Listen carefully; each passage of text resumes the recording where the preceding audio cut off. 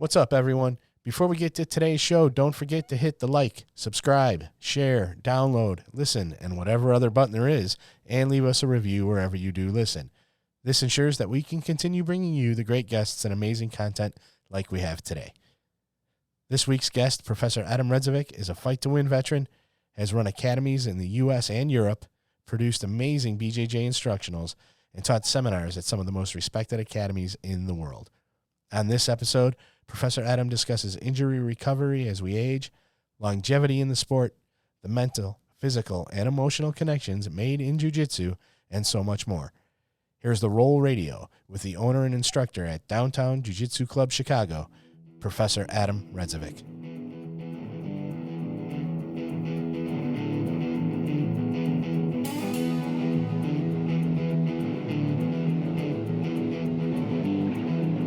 Welcome to RŌL Radio.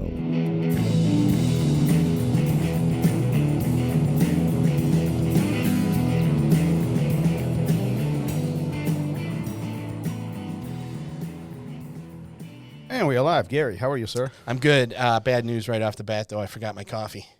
So I've only got about 12 cups in me so far today. And I need those extra two or three. So the nice Gary comes after 14. Okay. Yes. Well, yes. We might be in trouble. No, our guest is great today, and he's somebody that always puts me in a good mood. So I might not need those extra cups. This is going to be interesting. Let's briefly talk about the Fuji. Yeah. How is that going? It's going great. Go to the RŌLRadio.com. Drop a question for either us or our listener. If that question gets read on the air, you're automatically enrolled to win a free Fuji gi. We do, 4 episodes a month, maybe 5. So the pool for that is really small because we clear everybody out every month. So your chances of winning are much, much larger than they used to be. TheRŌLRadio.com. Drop us a question for either ourselves or a guest. And then you have 72 hours to respond to my email. Sometimes I don't send it right away. I'm a little forgetful. But it's 72 hours from the time you receive it. And so to all fairness, sometimes they don't respond either. So, well, if you don't want an amazing free gi, don't respond. Just give it to somebody else. I'll take it. You're not eligible. Sorry. Shots fired. All right. Well, let's get to our guest, Professor Adem Redzovic in the house. How are you, sir? Doing good, brother. How are you? I'm doing great. I mean, listen, it's we talked about a few times about actually doing this together, and finally it's coming to the point of reality. How are things going with you? I know there's a lot of new ventures on your side. There's a lot of new planning on a personal and professional front. You doing well? Yeah, doing well. It's a lazy Saturday for me. I had someone film my class in Ibro, Solomon. Some of my top guys are covering for me today. I'm staying home and icing some tendonitis and hanging out with my son. So just taking it slow today. Nice. I just call those Saturdays, not lazy Saturdays. That's just Saturday. For Gary, every Saturday is lazy. Yeah, so that's man, the tendonitis. It's sometimes it'll make you take a pause from everything, and just have to, So for those who are not familiar with it, what does that exactly mean? What are your obstacles? With tendonitis, depending on where it's at. It can feel crippling sometimes. It can feel like, for example, if you have it in the foot, can't walk. And then you realize how much you rely on your legs. You rely on your feet. You can't do anything without them. But that's just, I guess, comes with the territory sometimes. I think when I can't remember how many times I sprained my ankles when I was younger playing basketball. And when you're young, I would just think, 2 weeks. And that's what it would be, like 2 to 4 weeks, depending on how severe it is. But now, as I'm getting older, every now and then I'll sprain my ankle in my sleep. That's what it'll feel like. I'll wake up with, some tendonitis issues. So, but yeah, it's just life, I guess. But that's important. How about you guys? Oh, we're doing well. Guys, I mean, listen. But as far as like these kind of injuries with tendonitis or like any flare-ups that you keep coming back for you? I think is what's interesting is that what you mentioned a moment ago, 20 years ago, when you and I, plus 20 years plus, when you and I we were starting, training was very different. One, from a perspective of the knowledge that we had, right, from about physical abilities and our body physiques and so on, but also the training was very different. It was by far more aggressive. And listen, when we are younger, I think we are a little bit more stupid than we are, when we get older, and just these injuries we kind of ignore. We plow through them. I'll be fine and all that. And but as we get older, we kind of, I think, gain some of the wisdom, right? And do you think it's important for students to be cautious from the very beginning and kind of take care of themselves, or is it a natural progression as we get older and we go through this jiu-jitsu journey, we learn the lessons as we have, if you will, over time? Yeah, definitely. I think with some experience, there should come, some wisdom usually comes with that. And I think if we rely on something for too long, so if we're young, we rely on our ability for our body to recover. If we're short-sighted, we just take the blessing of that. And but if we're not careful, we can set ourselves up for arthritis in the future, or tendonitis, or all types of things. So definitely, I think the older I'm getting, taking a more conservative approach to training, thinking about longevity. This is, more important to me now that I'm older. Like you said, when we're young, especially 20 years ago in America, you didn't have much. Everything was just being figured out. The amount of, masters that were available were far and few between, and we're kind of learning in the trenches, just. So yeah, there's a lot of unnecessary injuries that come with that. And that's something I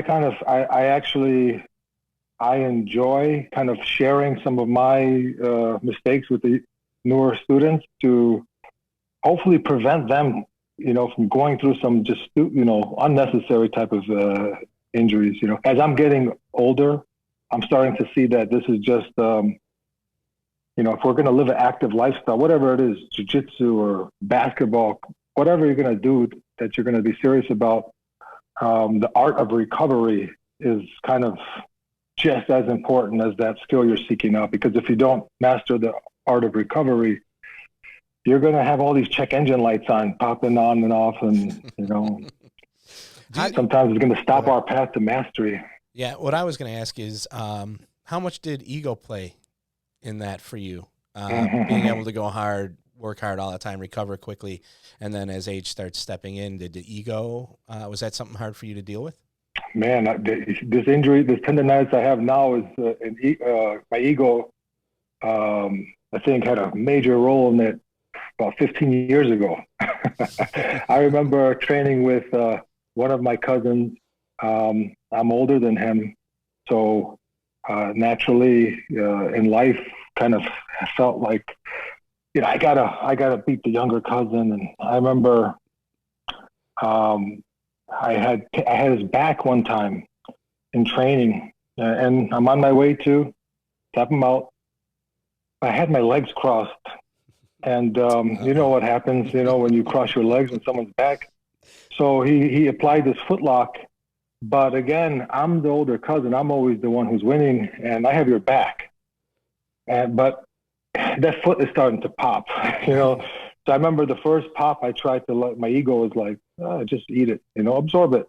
I'm still young, so, I would recover fairly quickly. So now here's the second pop, pop. And my ego is still, I'm trying to have a poker face, and then it's like, pop, pop, pop, pop, pop. And I forgot what happened from there. I think I didn't tap. So the ego was like, all right, at least we didn't tap.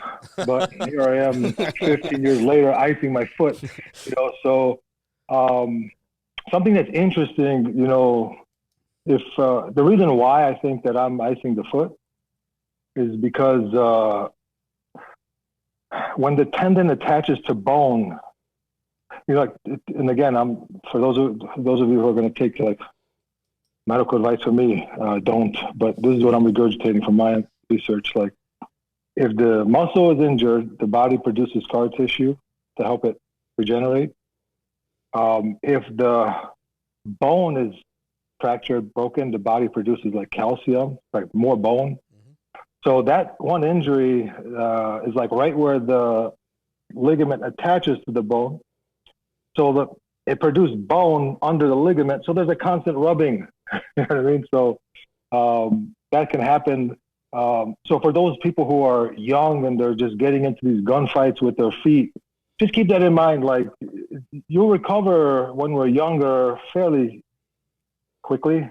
But if you just allow your feet to just get snap, crackle, popped all the time, I mean, you can run into some of the issues that, some of us older guys deal with. Essentially what you're saying is, who cares if we can walk off the mat as long as we don't tap, right? That's the important part, right? Man, that was my ego. That was 100% the ego. But so listen, we are talking about younger guys who are maturing in, but let's talk about some of the older guys who are stepping on the mat for very, very first time. Now, that's a very different dynamic, right? They already have some wear and tear. They already have life experiences, but yet they're walking into this unknown environment of fighting, grappling, physical engagement, whatever the case, however we slice this. What's your advice? What's your take on that? Because there has to be a completely different approach, no?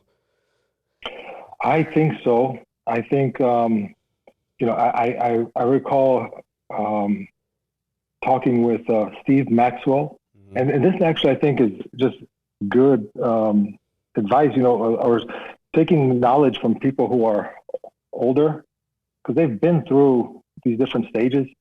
So they have some experiences that, you just can't get without the age. But I remember Steve Maxwell mentioning that if he has a new student coming to jiu-jitsu that doesn't have, a good joint mobility, he's not going to allow them to pretty much start going nuts with jiu-jitsu until they correct some of their biomechanics. And I think that is very important. It's very challenging for teachers and schoolers because, we're talking about group classes, but there's got to be, I think there's got to be, both sides have to work towards making sure that the machine is structurally sound, because we're throwing it. We're going to war sometimes. You know what I mean? When you see how some of us spar, like you're putting your body through a car accident. And if you just go home and watch TV, and drink something unhealthy, it's just a matter of time before your body just, it wants a break. So yeah, I think for students coming into jiu-jitsu, we should also understand that we're relying on our body, and we should make sure that we are also trying to understand it better, take care of it. And as teachers, we also should, make sure that we're not setting them up for disaster, throwing them to spar day one, trying to maybe incorporate. I'm a real big fan of TAC-FIT. I study it just from a distance. I haven't gone through certification or anything. I'm just doing it for my own self. And the thing I love about it, it was developed by a grappler. It's heavy focus on just healthy range of motion in your joints. Yeah, and for those who are not familiar with TAC-FIT, that's Alberto Crane, and he was actually our #1 episode. Yeah. Like 7 decades ago when we started this this project. But if you want to learn more about it, definitely listen to episode #2, right? There was episode #2. Yeah, first guest, Alberto Crane. But he does some phenomenal stuff. I mean, I've been following him for a while now, and this TAC-FIT approach, it seemed to work for him extremely well, and there were some amazing results that he's bringing to his student base in the community. Yeah, definitely. good stuff. A lot, and if people who've been doing jiu-jitsu or grappling for a while, a lot of the movements are going to be very familiar. They're grappling type of movements for the most part, and they also have a particular approach on the body, looking at the connective tissue in a certain way. It's good stuff. Definitely, I'm not one to educate people on it at this point, but I would say definitely look into it. But yeah, going back to the question, ultimately, there's got to be a balance in, our physical capability and what we're about to get ourselves into with our goals on the mat. Yeah, so we talked about the physical approach, meaning the training itself. You briefly bridged this into this off the mat approach of the health and mind state, right? And I know you are huge on connecting the mind stimulation with the physical stimulation and emotional stimulation. Talk about that a little bit, because that really closes the whole circle. And often when we start activity like jiu-jitsu, we don't think about mental stimulation. We just want to, often get on the mat and just pound somebody else or not get pounded by somebody. It's that physical engagement is on the very forefront of what we talk about when it comes to grappling or fighting. But there is the mind engagement in all of this, isn't it? Yeah, I think, I think deeply on certain things and just try to figure things out. Like we did together, the Open Guard Translated, a long time ago. And it's the same kind of essence, like, okay, how do I figure this thing out in a way to explain it to people, something complex. So same thing, this experience on the mats that we've seen so many times with people just like giving testimonial to like how they feel, how this is benefiting them and on so many certain levels. And over the years, working in the school every day and just, experiencing those emotions myself and the ups and downs of life. And I feel that this is how I look at it. The reason why people praise the benefits of jiu-jitsu, to some extent, it comes down to our need as humans to stimulate these parts of our being. We all have a need for mental stimulation. Some people, they join a book club, they read books, they learn languages. They're challenging their mind to like grow, to learn more, so that is healthy for us human beings. And if we don't do that, we become dumb.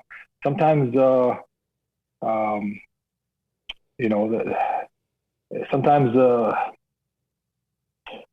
this is associated with like maybe a dopamine release, right? When you learn a new skill. And I think the same thing with the physical stimulation.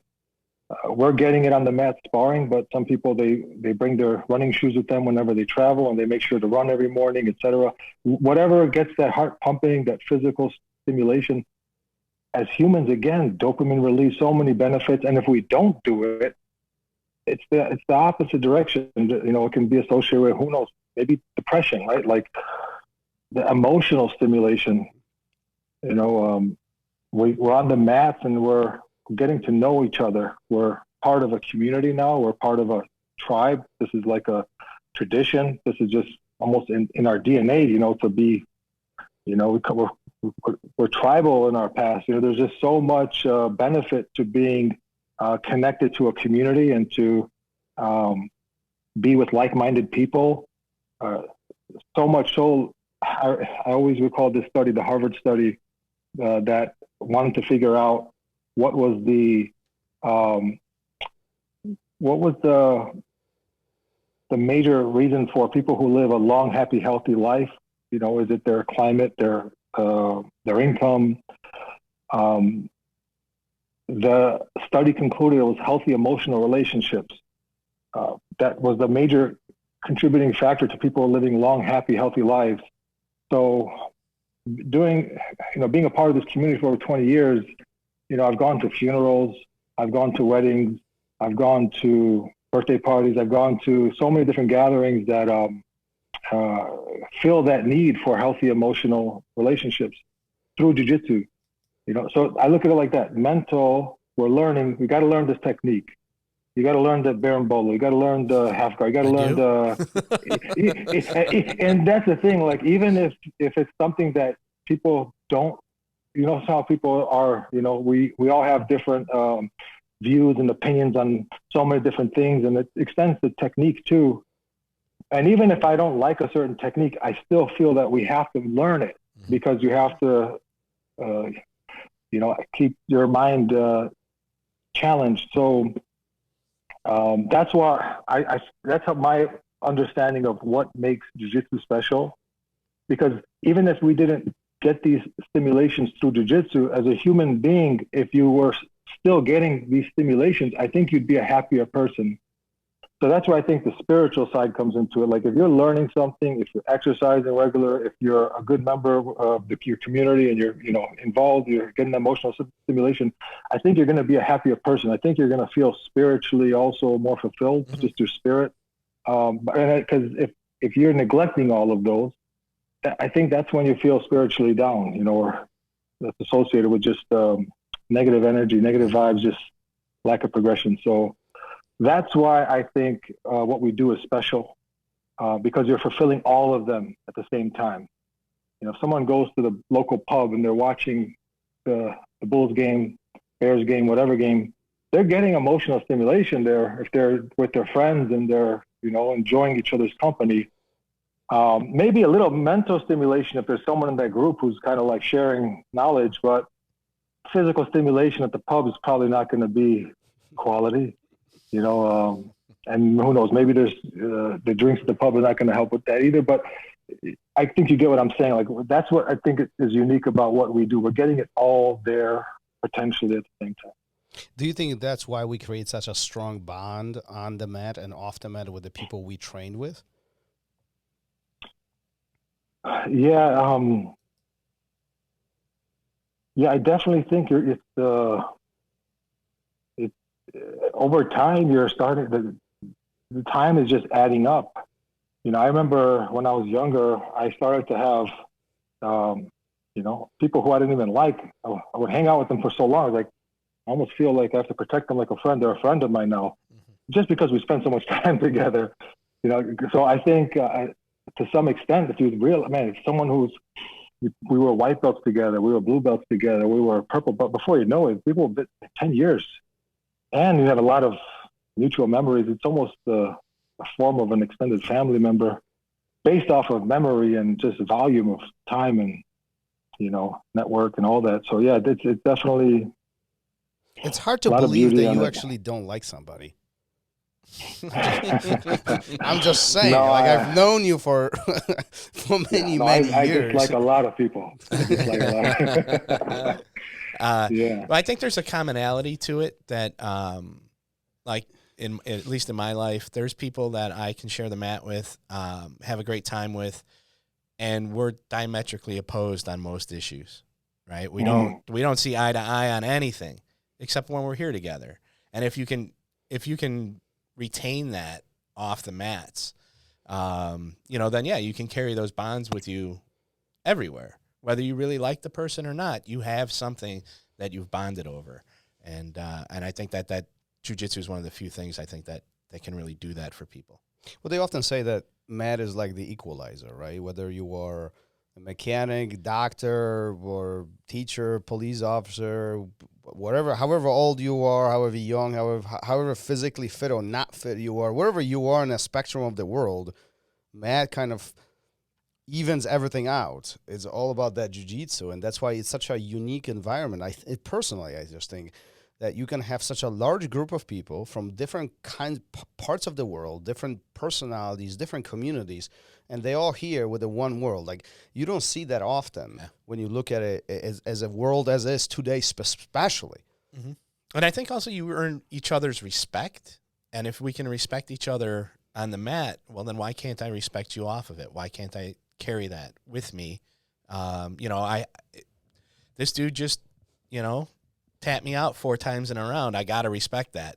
and it never happens vice versa. Maybe I'll get you once or twice. That's because he knows Baron Bolo and yes, you don't. But I think now you have a mutual respect, and that respect can carry over to all those other aspects of life.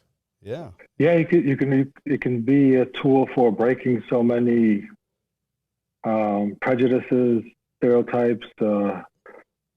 If you're all on the mat, and you can have a guy who's a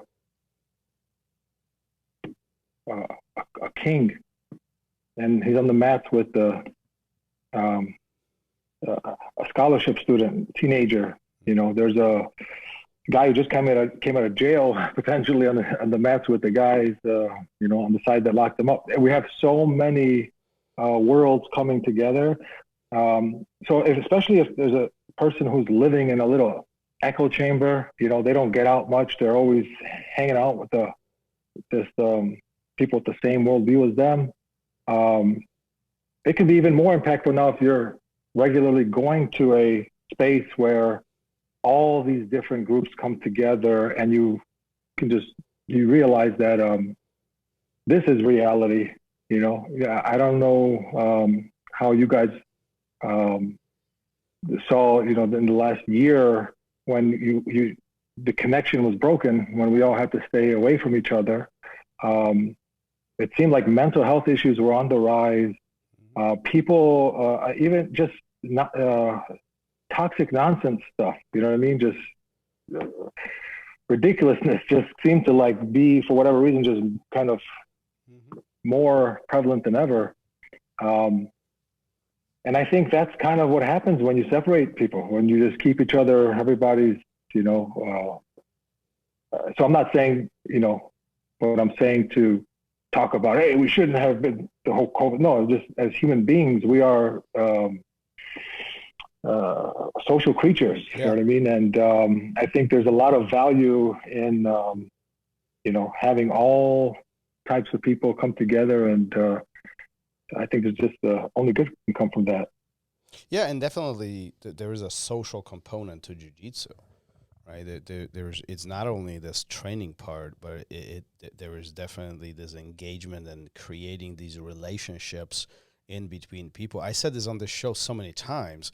Is I don't know many people outside of jiu-jitsu, and maybe that's just me being complete dork, but essentially everybody I know some way is connected to jiu-jitsu. I don't have many friends outside of that, and I don't think that's necessarily by choice, but it's just that's the circumstance that I find myself in all the time. You know what I mean?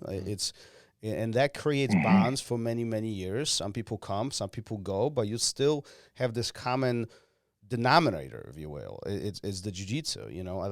I tell this story to my students often. This is true about the airport. You know what I'm talking about? Yeah, I know where you're going. Yeah, it's this was years back, but I'm at the airport. I'm at Midway, and I'm filling out my water bottle at the water fountain, and I have jiu-jitsu t-shirt, and I turn around, and there was a young gentleman right behind me, and he says, "Hey, what's up? Hey, what's up? Hey, you train?" "Oh yeah, I train."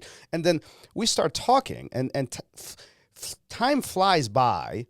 They call my flight over the speakers. I was like, "Oh, I got to go." And I didn't even get his name. I was like, "What's your name?" We quickly exchanged numbers. And then, we were texting afterwards. But the whole point is that connection took place instantly just because he saw my T-shirt and probably my big ears and all the other stuff. But the whole point is an instant connection. I know that happens to many. Have you ever been in that position where you make the instant connection with somebody who trains? Yeah, I remember when one of my cousins got married, his father-in-law, the moment I saw him, felt like we became best friends. He had a big cauliflower. He was a wrestler that started to do jiu-jitsu, the brown belt. So I showed up for the wedding, and now me and him are talking about jiu-jitsu, his daughter's getting married, but we're over here, spending all the time together, catching up like best friends. But we've never seen each other. But I think we probably see a lot of ourselves in each other. Mm-hmm. So, it's definitely really, really cool fraternity to be a part of.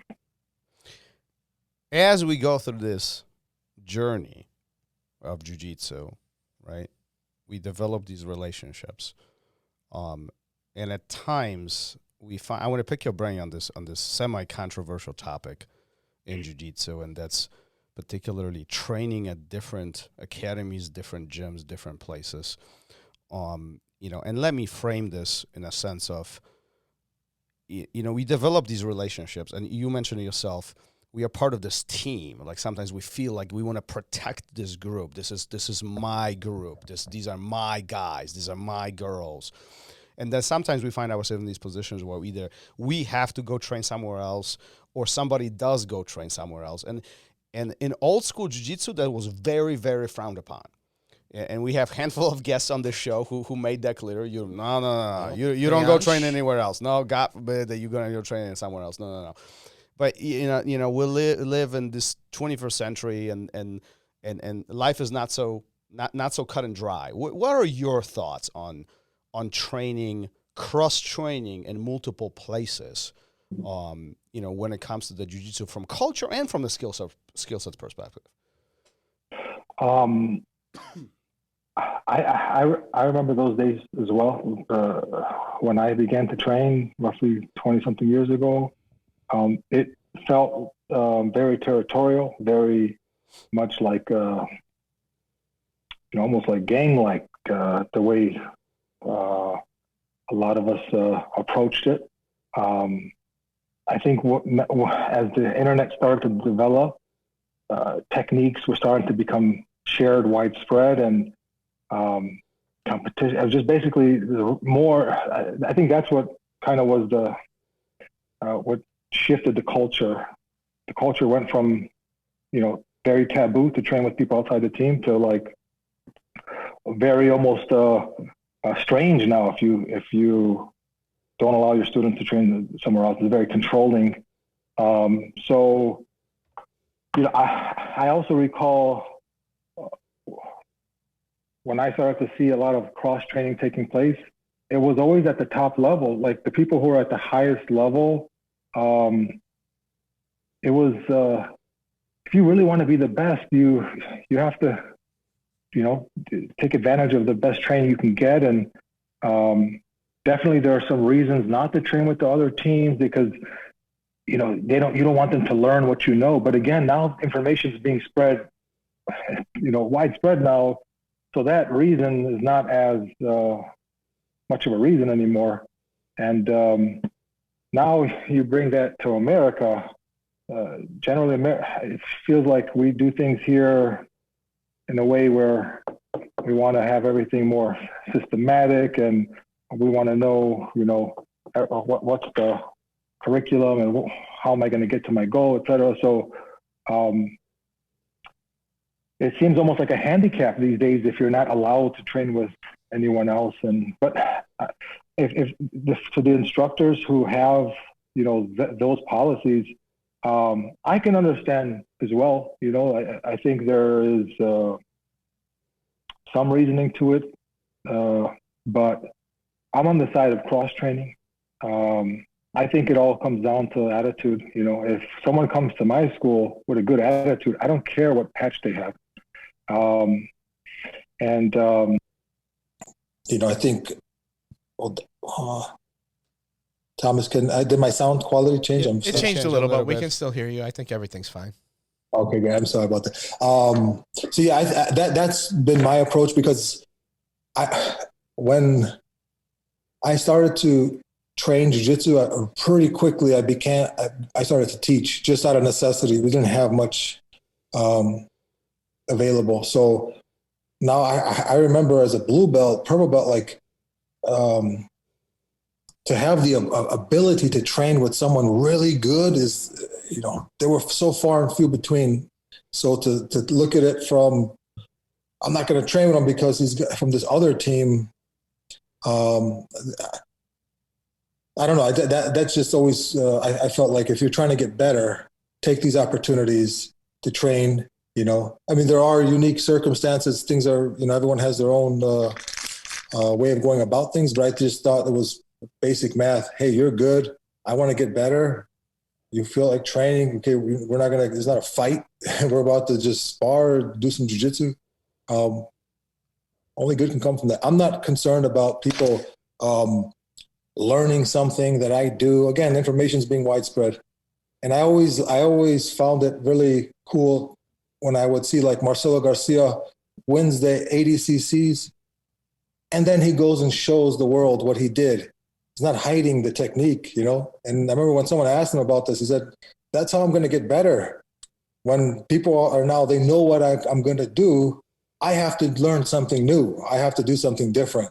I'm going to be challenged. So I've always liked that approach. I think that's kind of what we're seeing now with like Gordon Ryan doing the same thing now, top of the world, sharing the knowledge. And you see how rapidly jiu-jitsu is growing on a technical level. And I think this is all helping in that effort. If we all were very standoffish of each other, if we didn't share information, we wouldn't have gotten this far. But of course, there's another side to keeping things separate, et cetera. If you look at the other sports like AAU and basketball, there's a lot of people who don't think that's a good idea. Because now when you see the players in the professional league, some people criticize that you don't see that same competitive nastiness that you saw with Larry Bird and Magic Johnson. They hated each other. But hey, now we have AAU basketball. All these talented kids are playing together. They're getting better, but they're also becoming really good friends. And they're not punching each other on the court like. Yeah, I shared a post not too long ago, and it was like this would just never fly in the NBA. And it wasn't that long ago, it was only 30 years ago where these guys were just taking each other out. If you ever, old enough, lucky enough to have grown up with the Bulls here in Chicago, the way Jordan would just get destroyed, man. There was no flopping involved or anything. These were hard fouls. They were taking him down, stuff that people would get kicked out of the game for now.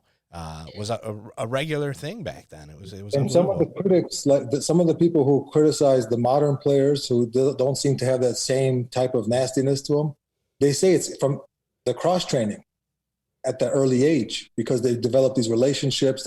They also say that's why there's players moving. But maybe if there wasn't so much cross training, maybe the sport competitive matches would be more exciting, right? Maybe, I don't know, but.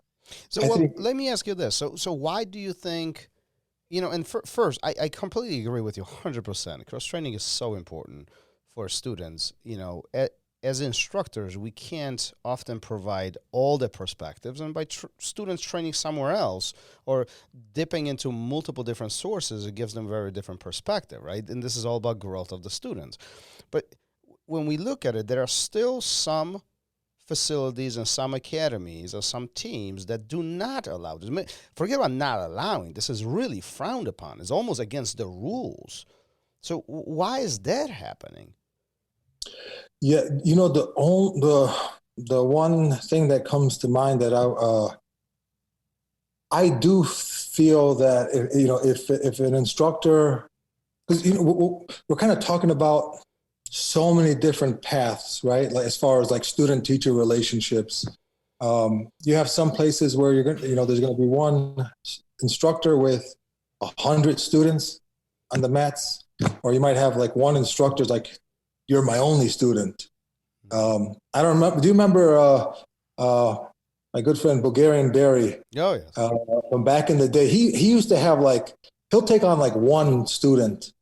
I remember he would show up to the gym with like one guy who was like just as buff as him. And, he would kind of like bring him by to like, all right, test yourself against this guy, test yourself against that. So you have these types of, within the whole martial arts kind of experience. So I do think if an instructor has a particular path, tradition that, he wants his students to experience, and that's what he experienced, and I can respect that, for on some level, because it might be in some scenarios you might have some students that just might confuse themselves in the early stages by just trying to, get a philosophy from this instructor, that one, this one, and ultimately they're just confused, or they're, so I can understand it. It's not going to be like, oh my God, he's not going to, but yeah, ultimately it's hard to make a strong argument that, cross-training is, I think as we get on the higher level, it becomes more of a benefit. In the early stages, I would imagine some instructors are not fans of it because of more etiquette issues, business issues. So, again, circumstance, we living in America, I want to build jiu-jitsu martial artists, but I also have to pay my rent, right? Maybe if we were teaching in,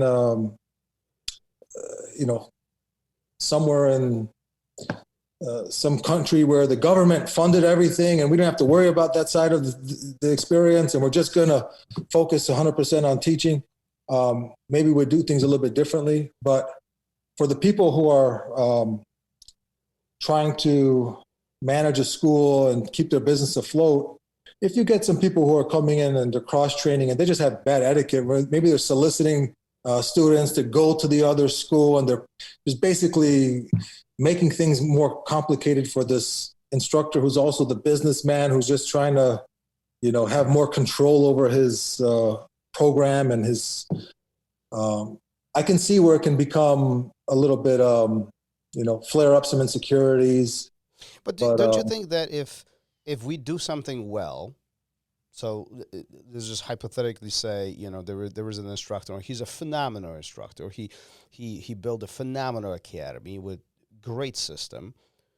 Don't you think that even if those circumstances would arise where there are students being recruited or kind of swayed in the other side to the other place, they will make the judgment on their own, saying, hey, well, listen, maybe so, but I like here. He's doing a good job. I like what he's doing. The qualities of what I'm paying, and there's no reason to leave. So why would these insecurities be coming up from the owner perspective? Yeah, I mean, insecurities, that's a really fascinating subject. So many of us have insecurities. They're in our head, right? They're like, they have no, they have no value outside of our head. So I think that's,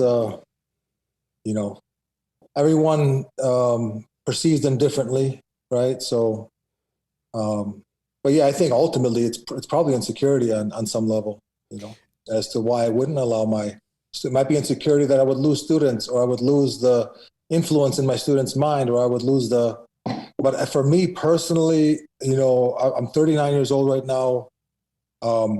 It seems like we're floating on a rock, right? Like that's what the earth is. Is that kind of like a consensus? We're like in the outer space. So what am I going to control?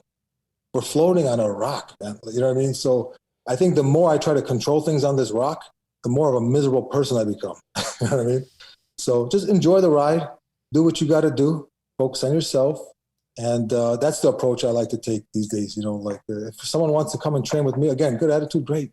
And my students who go train somewhere else, please have a good attitude. That's just, I think that's the way I think everybody would be happier. Do you think jiu-jitsu is for everybody? I don't think so. Unfortunately, Why do you think that it might not be for some? Some people should be executed. There's your snippet. No, we won't use that one.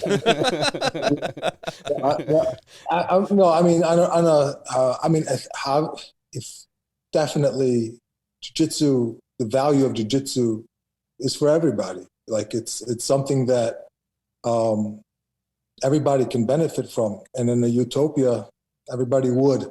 But unfortunately, not everybody has. Not everybody has the prerequisite.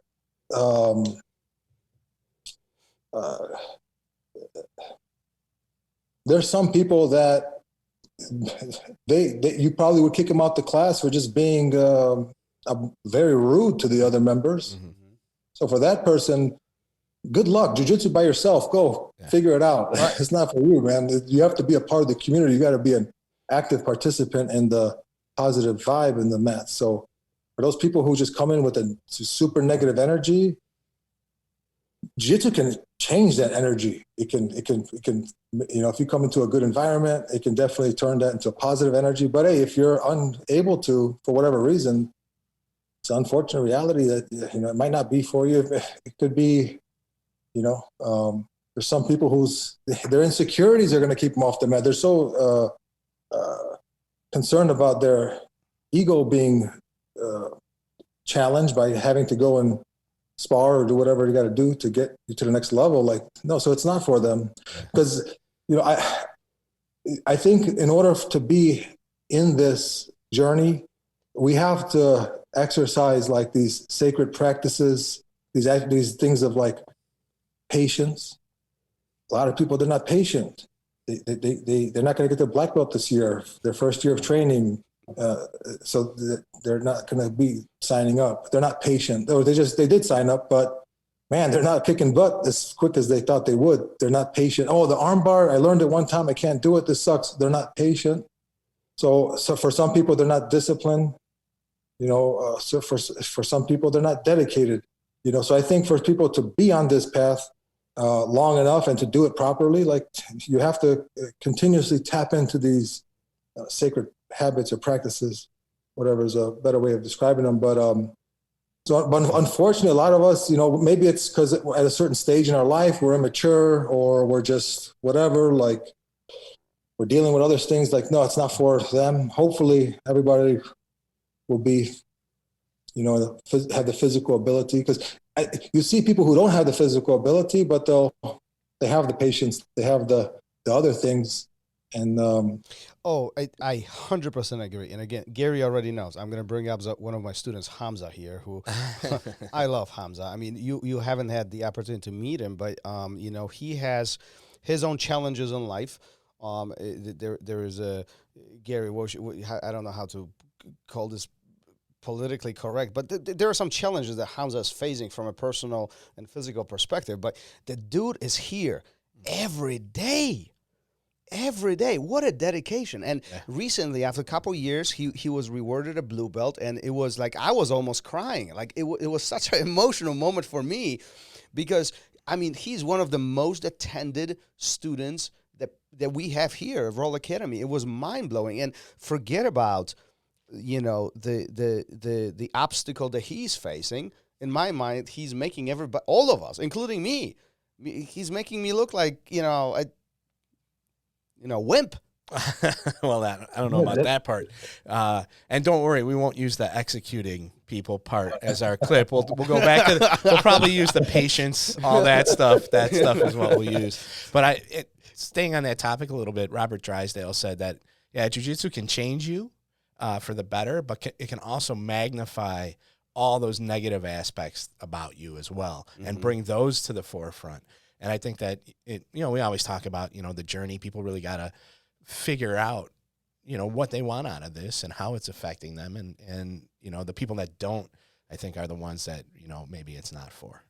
Hey, Adam, what do you think is the most challenging thing about jiu-jitsu? Like the biggest boulder that we all have to overcome. Yeah, it's probably maybe case by case, but I would imagine at the top of most people's list is probably the you have to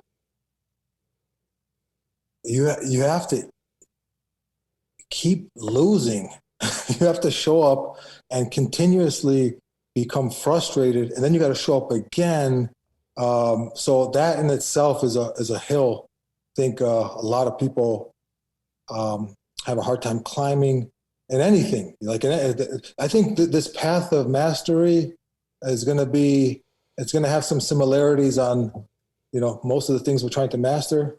And whether it's picking up the guitar or someone who's probably the same reason why someone gave up on their guitar school, just like, this, I suck. It's not for me, walk away. So that's at play. I would say on the top of the list, unfortunately, a lot of times it's the other training partners, and so I want to give this opportunity to just say thank you to all the positive people in the schools, not just here, but in my school, but in all the schools. You people those are the ambassadors, man. These are like the real MVP. It's that student that's gonna just not crush the new guy's soul in their first spar. He's not going to talk down to him just because he can spar with him. And so I think this is a challenge, man. You're showing up and you're losing, and then you can feel it, man. When you have people who are having to show up and people kind of like insert you into some type of hierarchy, that's at play too, right? And if you have some obnoxious people in that hierarchy, and you have to show up and just deal with that every day. Like some people just don't want to deal with that either, So, but if you have a school where you got it's inspirational people there, hard people who are, friendly and supportive, and of course, there's a time to joke and play, and but unfortunately, a lot of times it's just not having the ideal training partner. Man. Can you imagine? We were that person too. That's we don't come in like as the ideal training partner. We're usually stiff or too soft, or tapping for anything, or just saying stupid stuff all the time. Go back like 10, 15 years, and what kind of trainer partner were you? I feel I've always been. I don't try to kill people, unless you have to. If there's, and that's another topic, right? The mat enforcer. That's like the fish that comes and cleans the bottom of the tank and stuff, and I think that person is very important too. So I think as we all should strive to have those different speeds. Every now and then you got to put in sixth gear, especially if you want to compete. The guy who can only go at one level is typically not a sign of mastery. So I think like if I can go in first gear, second gear, third gear, and hey, every now and then got to put in sixth gear, we can do it. But I think just throughout the year, I'm usually training in first to third gear. Well, in that case, I don't know if I want to see the sixth one from you. That's all I'm. I don't want to see the sixth one either, man, because all the parts are going to come flying off. Listen, but as you were talking right now, I do remember this was probably, I don't know, 5 years ago, a while back. But I stopped by your academy and we had a couple sparring sessions, or we just rolled, whatever. And I remember, I'll tell you, you were like the most annoying person. I'll tell you why, because you were in that Kimura trap zone back then, Mm-hmm. and we rolled, and you caught the Kimura like, I don't know, 15 times, but you let it go every single time. And I was like, damn it, just finish that thing. What are you doing? Like, this is so annoying. And you kept transitioning to another and trap and trap and trap and trap. I was like, oh, he's so annoying. Yeah, I love that position. That's what when I met you, it was here at a seminar that you were doing. It was our anniversary party, and I think you were kind of still that's what you focused on here with us. And I was injured at the time, so it was my first knee injury, and so I was sitting out on the mats. But I remember those days and how excited you were about showing it to everybody. And if we could, I wanted to talk about your teaching style. Because me and a couple friends here at the academy talk about it from time to time, because your friends here and your name comes up quite a bit, and it's a super from my point of view, it's a super casual teaching style. Yet you still get everything across that you want to get across. There's that amazing thing that you do where you hold your hand out and you snap your fingers. This hand over here, snap, snap, snap. And is that something that because you said earlier today, you said you started teaching out of necessity very early. Is that something that developed, or is that just your personality carrying over, or did the teaching style carry over to who you are now? Yeah. I think we probably all have our own, we're probably all drawn to a certain style, like I know some people, they love Kurt Alciander, right? Like just because he has a very particular way of doing what he does. I almost choked on my water. Yeah, and so you have definitely people who are going to be drawn to that. Then you have, John Danaher. You see more of like it feels like a college level course you're taking, but you'll hear the criticism of those styles too, and my style, and so everybody I think is going to have their own. They're going to be drawn to these different approaches, and yeah, I'm very thankful that it's people seem to benefit from it. Definitely is not anything that I think I'm a lot. I'm not as smart as people think I am.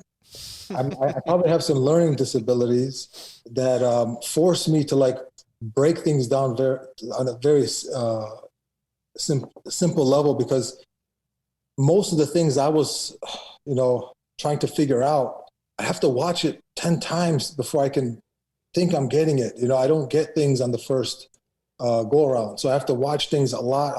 And then I think as a result, I just happen to, present my understanding in that form. Usually I try to focus on the details and try to focus on word volume, try not to say too many unnecessary words during those demonstrations. So just keeping it simple. That's the keep it simple, stupid, that KISS philosophy. And yeah, thankfully, some people benefit from it, and thank you. I appreciate that. Do you think, so pivoting off of that, do you think that being a good instructor is a skill or is a gift? Do we, a lot of people are venturing into teaching, perhaps as a purple or brown belt, some of them are dipping their toes. Is knowing jiu-jitsu make you automatically a good instructor, or teaching is a separate skill? It definitely is its own animal. Obviously, a great teacher doesn't mean anything as a competitor. Going to compete and figuring out how to control all the thoughts that run through the mind, and how to, get your body to perform at a certain level for a certain like that's a whole nother path, and so is the teaching path. I think at the core, I really believe it comes down to, for a lot of things, it's the intention. If there's an instructor, I don't care what belt he is. Obviously, he's got to have some experience. The belts are going to be a reflection of the experience. But if you got someone who really is passionate, like they really love jiu-jitsu, they really want to share that with other people, or they just, same thing with their students. They really want their students to get better. Like that is the energy that's going to make that person good. And he can even have a lot of not the best teaching methodology, not the best teaching techniques, but that passion, that intention will kind of radiate through. And I think a lot of people will be drawn to that.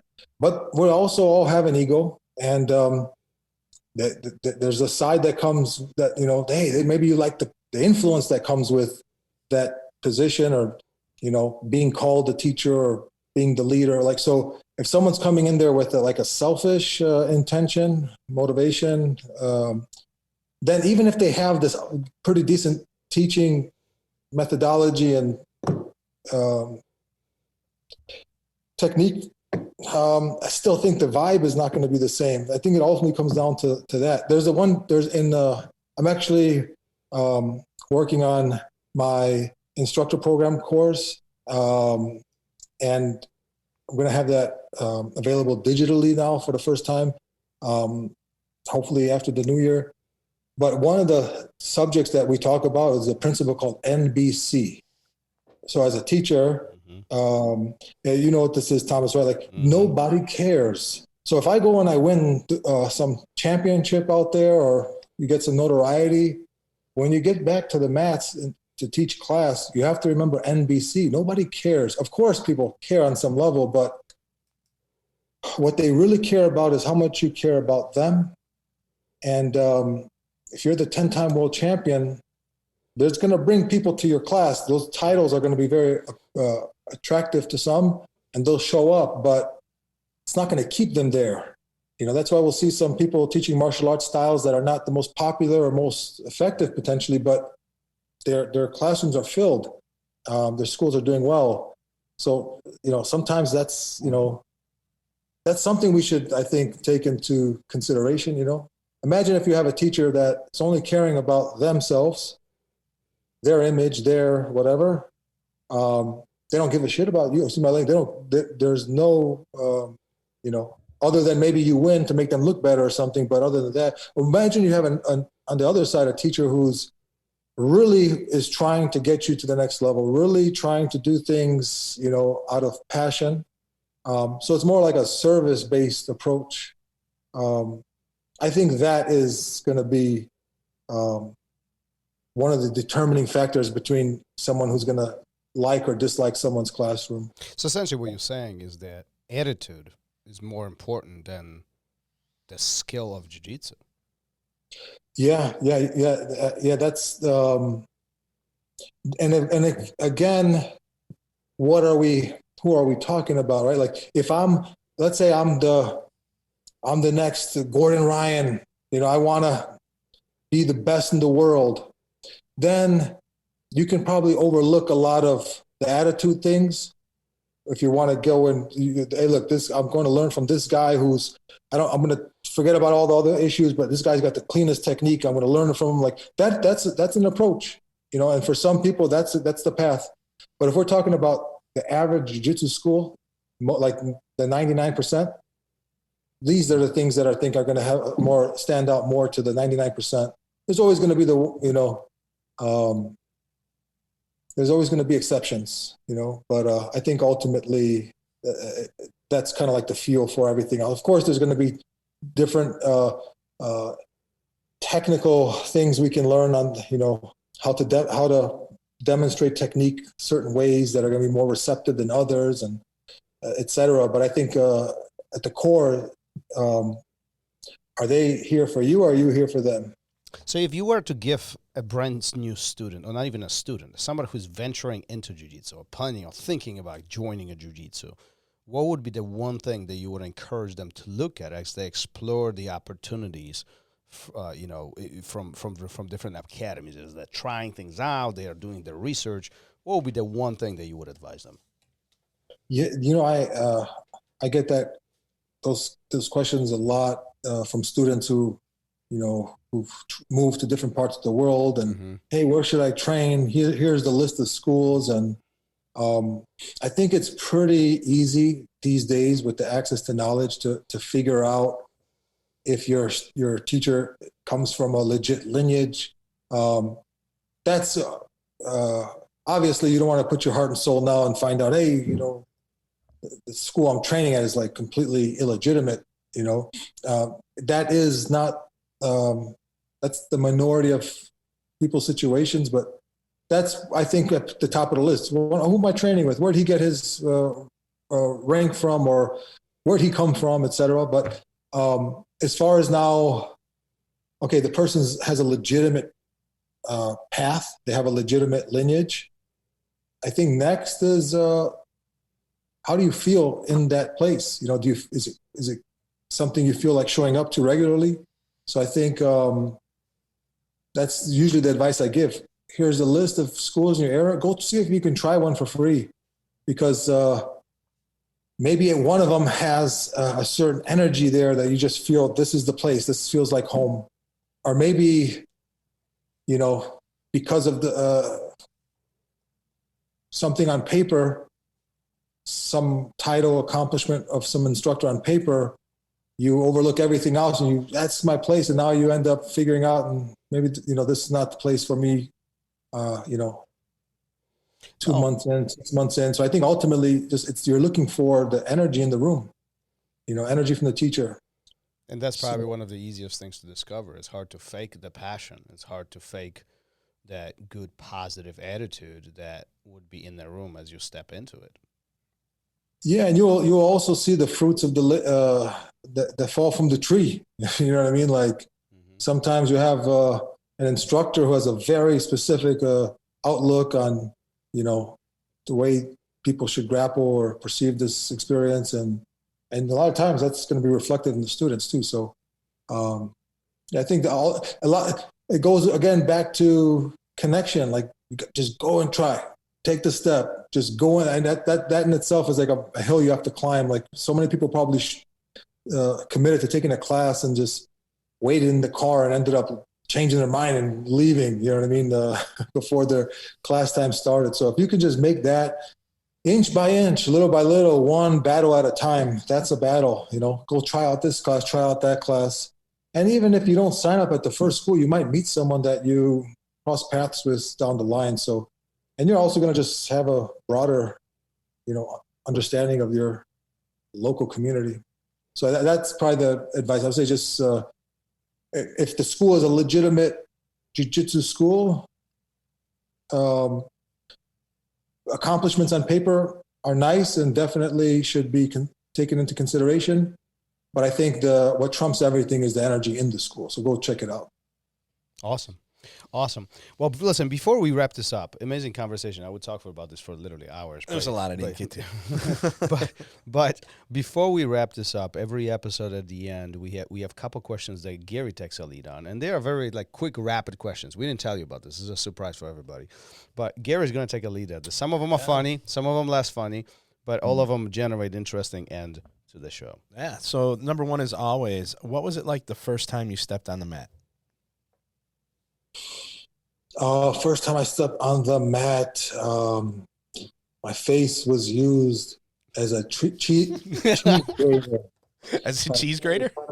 Yeah, 5 o'clock shadow. I had a very little beard. I was mounted and just nightmare. Oh no! And then I also before that experience, I met my good friend Sid, one of the black belts that I've trained with since day one.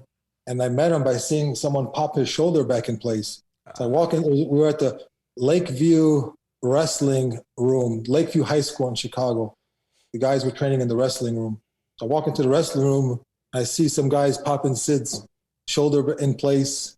Someone shows one move, we practice it for 5 minutes, and then all out, just war, just all white belts, no technique, just... That's awesome. Do you think that would work today? Oh, man, I got some funny stories, man. A lot of stuff that would not fly today. Awesome. All right. This second one is from Francisco, one of the listeners. And he wants to know, when you're training plus or minus 2 times a week, what are some of the tips to keep you progressing and developing? I'm a firm believer that if you are consistent 2 times a week, it is definitely possible to get better. One of my training partners for the last 15 years is James Allen from, James Allen he's from Maywood, Illinois. He would drive to Lincoln Square an hour for 15 years. That was the reason why he couldn't be there every day. It was just, he had a full-time job and quite the distance to travel, but I would see him there consistently, twice a week, maybe 3 times, maybe, and he got really good. So I think it's definitely understand it is possible. I understand that the training doesn't start and stop in the gym. You can do a lot of training, at home on the computer. I remember hearing, I was in San Diego as a brown belt. I was training by Sanji Ribeiro, and he was telling me Jacare would try to walk more than take his car. And when he was asked why, he said, because I'm training. So in his walking, he's actually training. There's probably mental visualization. So we're always training potentially, but if you're on the mats twice a week, I think it's, what's your obsession is the question. If you're just showing up and just like taking whatever's on the menu that day, okay. But if you have an obsession, you have I think we should all approach these subjects in a way that we would have to give a dissertation on them in front of a university. I think if we approach it like that, we'll have a better understanding of it, But again, that's mental stimulation. That's homework. That's not easy for everybody, but that's what my advice would be. Like, it's basically a question. What's your obsession right now? And if you don't have one, you should get one. So maybe it's knee bars for the next 6 months. If you're coming to the gym twice a week and you're focused, like laser focused on knee bars, you're going to have a really good knee bar in 6 months, But I think that's what we're up against.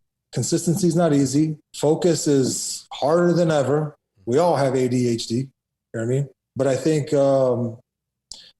if you can focus and stay consistent and you have an obsession, you're going to get better, I think.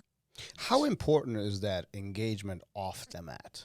So I'm saying, like 20 years ago, there was no Google. Forget about YouTube. None of this existed. We didn't have DVDs. There were a couple books, handful of them, and that was it, right? And like, I hate to bring this up. I bring this up almost every single episode, but that's the truth. Today, I can pull up I knew you were going to anything. grab your phone. I knew it. He does it every episode. He reaches over and picks up his phone. You can pull anything up on your phone. How important is that engagement off the mat? I think the people that we're trying to size ourselves up against, the greater they become, you're going to be up against greater engagement off the mat. I remember seeing a social media story, Instagram story, I think it was, of Gordon Ryan. All of these athletes, right after the tournament, went to a nightclub, and Gordon was with them. But they're showing that he's at the nightclub with them, but he's actually in the corner studying the match. You know what I mean? So you're looking at the best, and you see he's obsessed. This is. But again, you don't have to be obsessed. If you don't have to try and be the best. But I do think if you're sincerely trying to learn this, it's not going to hurt you. Right? It's if you're sincerely trying to beat that person in the class that keeps just, getting the edge on you, like maybe you'll get the edge if you study. Because I think we kind of we're judging ourselves on our performance, right? What's the performance? Oh, I rolled against him. He caught me. I caught him. And we usually think about the technique, right? Oh, I got to learn this and he did this. But no, we're up against the whole package. We all have some techniques, but we also all have a certain gas tank. So now that's a factor, right? Like maybe it's, if I start doing some sprints, I can benefit. We also all have some mental things to figure out. Some people are mentally stronger than other people. Mm-hmm. And that's what is the deciding factor in that 5-minute roll you had with him. He was able to preserve in certain situations you weren't, so that's at play too. So technique is king. Technique can improve your cardio. It can improve your mental game. It can improve it. It's definitely going to trump a lot of things, but we can't neglect, the software that technique is running on. Every single podcast I've been on, I think I've mentioned Wrestling Mindset podcast guys, because they specialize on that side of your development, the mental training. So yeah, definitely. If we're looking at like training outside the mats, this is all an extension of that. Am I at the gym? Am I into nutrition? Because maybe someone's recovering quicker in between rounds because they are more dedicated on nutrition. So, when we look at our tradition, jiu-jitsu, the Gracie diet, the competition scene, you can definitely see that the people, the champions of the past, they all took these other things seriously too. So I think definitely we're basically on the path of development. we're trying to develop mentally, physically, all this stuff, right? So if you have one group of people who it starts and stops at the school, there's another group of people who it doesn't start and stop at the school. I think it's just simple math. Eventually light bulbs are going to start going off quicker for the group that's doing more. Nice. Nice. All right. Number 3, have you ever wanted to quit? Yeah, I have. And I have quit a few times early on. I never signed up for jiu-jitsu. I never sought it out. I was basically, my older brother started to take it pretty serious, and then kind of just dragged me along. And I was very passionate about basketball, at that time. And but yeah, eventually figured out I'm not good at basketball, and that whole kind of narrative in my mind of, okay, I'm not going to play in college. There's no future in it. That was about the time that, my brother started pulling my ear to get on the mats. Those first couple of years, man, it was crazy. It was ridiculous. But like the type of structure,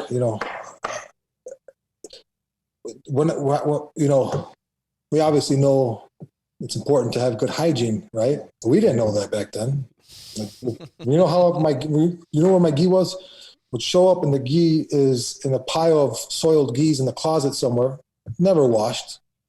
So now that's your gi. So you train on it and you just go throw it back in the closet, So, and again, so this basic, and now your face is going to be cheese grater every time you show up. And I'm also 16, 17 years old with a lot of gel in my hair. I didn't want long hair back then, didn't you? Yeah, I used to have like just gel dripping down my face. So definitely those first couple of years, I definitely quit. And then also, I think this is life. We're all going to have ups and downs. No one's always up. No one's always down, and I think ultimately, for me, I'm in a unique situation. There is no quitting. This is, I'm too deep. Yeah.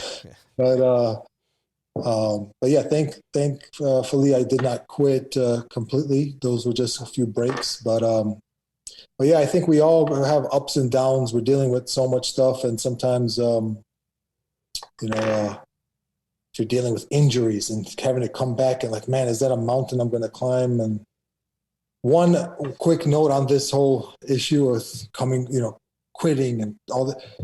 The people that I've seen have the most longevity, the ones who are able to endure most of life's storms, are usually the ones who've had the cleanest technique. In my mind, I can recall a few training partners I really enjoyed training with over the years. They were very tough. They only had one gear, maybe 2 gears. So now for someone to come back from an injury, let's say it's a pretty substantial injury, you're like 6 to 12 months. So for 6 to 12 months, those guys who are on the mats, they've gotten better and you've declined. And if you were one of these guys who are very ultra competitive in the gym where you wouldn't give anyone an inch and you only had a couple gears, I think they're less likely to come back. It's a lot of times it's you're coming back and all you know is 1 or 2 gears. So that injury, whatever you have to deal with, it's more of a thing now, And if you're always fighting for every inch in the gym, that's another mountain you have to climb, knowing that you're not going to be very competitive immediately. So I think if the way we approach our training, if we can control the ego, we're probably a little bit more likely to endure some of these storms. Nice. A lot of wisdom there. Yeah, absolutely. I knew we were going to get a lot today. What was it like when you received your black belt? What were you feeling? Oh, I ended up crying, and that was embarrassing. You feel naked, because once those tears come, there's no going back. And then everybody cries differently. And somewhere in my insecurity, I don't want to let out one of those babyish cries like, it was one of those, it was more the manly tears of, but in any moment it could have been, Nice. So I remember that. I remember just feeling naked in front of all my training partners, not being able to hold those emotions back. Because I remember it felt like being the whole, I was probably training 8 to 10 years, 8 years maybe, about 8. Yeah, 8. All those years came in one moment. And a lot of those people were that were so important during those years were in that room. So it's one of those feelings that, one of those memories, I think, that are just, and then also just what you had to go through to get it, so just, it was a beautiful experience. That's great. I'll hold it dear to my heart. I hate these, I hate belt ceremonies now because I'm starting to cry on like 1 out of 2 of them. And, we're going to have to do them through Zoom moving forward. So it's just the COVID guidelines. Look, there's too many people. We're going to do it through Zoom. Is it just as emotional then for you to give one as it is back then when you received it? Man, sometimes it is, man. The last black belt I gave was to Ernie and Leon. That's the wife and son of my good friend Paul, who passed away, another black belt. So, yeah, when basically, you have so many memories coming in one moment, so I'm going to cry now, man. You guys are sorry. All right. You talked about your nasty, stinky gis a minute ago. Do you wash your belt? Yes, I do. Not every single wash. It's probably going to get some people talking some crap about that, but I'm just being honest. Like sometimes it just, it finds itself, because I mean, sometimes I'll go to the school and I'll just teach. Maybe I'll roll once or twice, and the belt doesn't have much, sweat. So in those cases, but yeah, who knows? Maybe I gotta now post-COVID, gotta steam it all. One thing that actually, I haven't heard this. I'm sure it's a thing, but what would people recommend in the past for washing the gis? What do you do to like get the smell out of the gi? Like you soak it in apple cider vinegar, or like what do you typically do? I use. Go ahead. Yeah, well, I use that sanitizer now. Who makes it? Lysol Sport, I think. So that goes in the wash, and it comes out in the fabric softener cycle. So that's what I'm doing. But I haven't been doing this that long. I got lucky; they had stuff for it since I've been doing it. I didn't have to bust out the vinegar. You know which one I think is good? Mouthwash. No kidding. Really? Yeah. Mouthwash. Antibacterial. Really? Are you serious right now, or are you messing with us? No, I'm serious. Yeah, but, if something funny happens in my gi, I'm going to be upset. But I don't have a lot of experience. And it's been mostly with the rash guard material stuff. Okay. So yeah, if you do get like one of those old TV shows where someone comes with some new thing and everything's ripped up, so that might still happen. I don't know if it's super legit, but I think I'm onto something. So maybe we get some more people researching. Well, look at that. Out of all wisdom, at the end of the show, I've got some older. There's a bomb dropping right there. I've got some older rash guards that I don't mind if I lose. So Well, I got some Listerine at home as well in the drawer. We're gonna test this out this week. This is gonna be an interesting weekend. We've got that new flow drilling class coming up. I'm sure I'm gonna get pretty sweaty in that. So that's Monday, Tuesday, Monday night. We'll bust out the mouthwash. Do you see what you caused? I'm just gonna point this out. You started a revolution now. It's so good and fresh breath, everything. Nice. Listen, thanks for this amazing wisdom. I mean, there were some deep thoughts as we are going through these different topics, different conversation points. Where can people find you? On social media, websites, where are you at? Just a couple minutes, on you. Where are you at?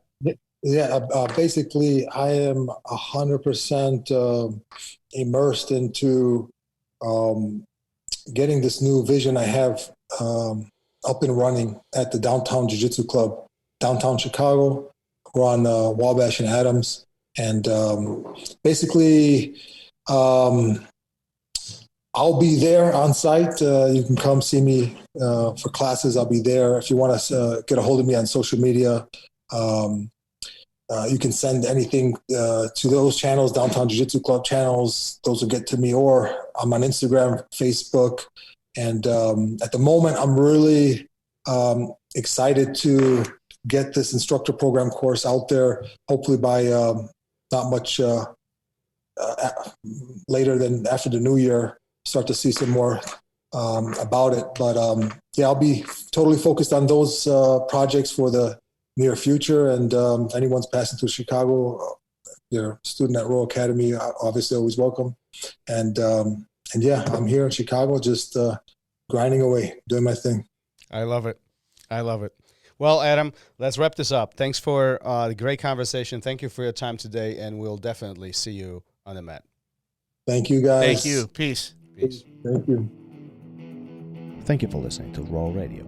If you enjoyed the show, don't forget to leave us a review and help us make the show even more amazing. For future episodes, check out our website and follow us on all major podcast platforms. Take care.